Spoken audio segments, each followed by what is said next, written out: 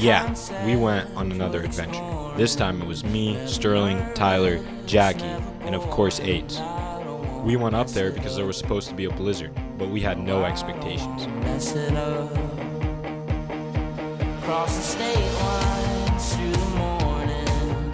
Little tired, little swerving. I don't wanna mess it up. No, I don't wanna mess it up. 'Cause I've got high hopes.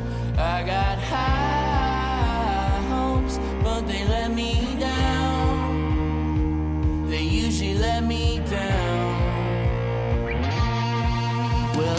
When the blizzard came, things got crazy. We accidentally got stuck up at the Palmer Divide and spent hours trying to get our way out. If you don't know what the Palmer Divide is, listen to this.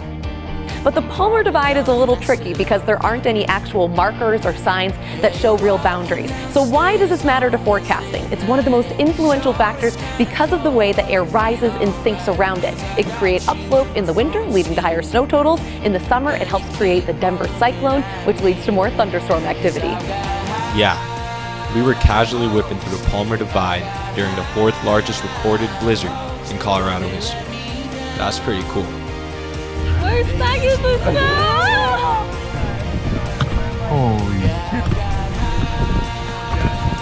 Oh my god.